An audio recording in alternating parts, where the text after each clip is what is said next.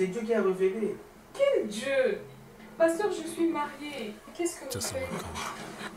Pasteur, je suis mariée. Mama Munzimi, akumbi Zemi oya sango.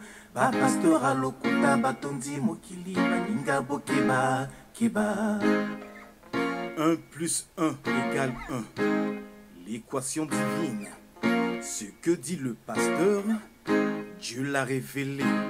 Amen. Ton père et ton mari de nuit.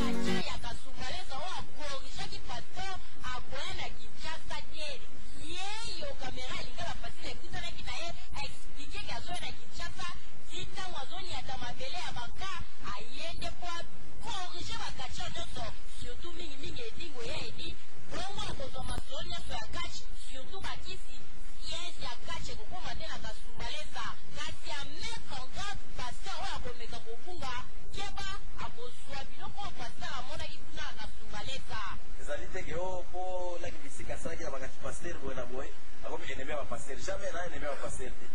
Alors pour corriger, il faut pasteur. Oh, il va faire un mamouzo, il va faire un cosa, il va comme ça. Donc là, il préfère les disciplines pour corriger, il faut pasteur. Mais au pasteur, on a dit le vayanza, mais n'est-ce sengeli. On a vraiment, donc on peut savoir moi l'esprit d'un n'engena.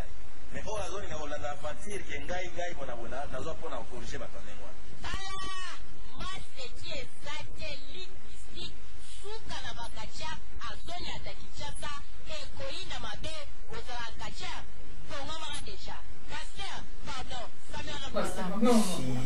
Non.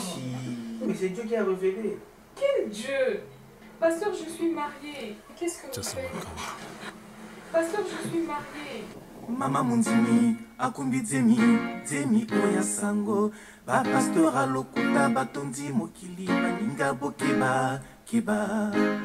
1 plus 1 égale 1. L'équation divine. Ce que dit le pasteur, Dieu l'a révélé. Amen. Ton père et ton mari de nuit.